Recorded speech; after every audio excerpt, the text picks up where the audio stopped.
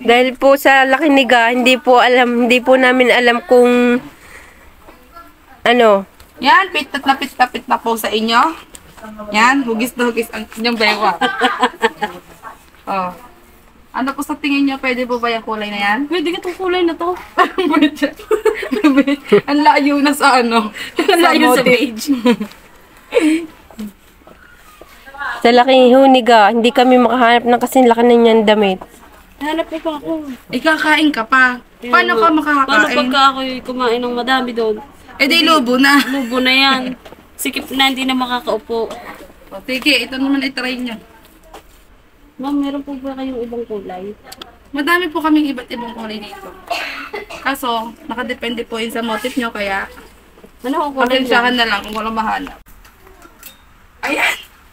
Yan, para ko sundalo dyan.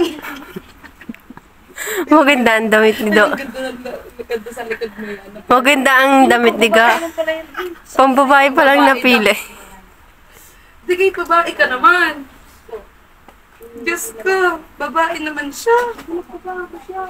Uy, pwede, ari ah. Yung isa pa, yun. Ari. Medyo ano siya.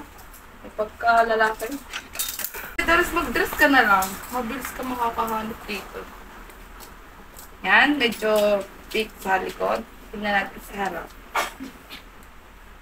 Magkano kang bayad dito?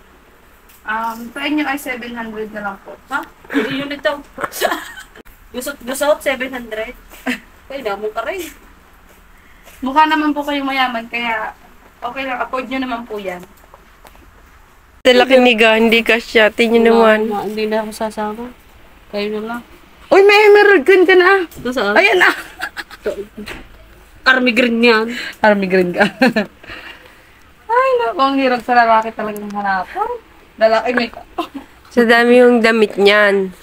Siga, hindi makapili sa walang magkasya sa kanya. Diyos ko. Binigyan na nga ng pang-daying. Malimani mo si Ate Ga. Si Kuya Ga. Ayaw kasi magdadayit. Hindi tuloy kasi ang damit mo. Huwag na ito. Parang ako makakain pa ako. Ang ganda pa naman.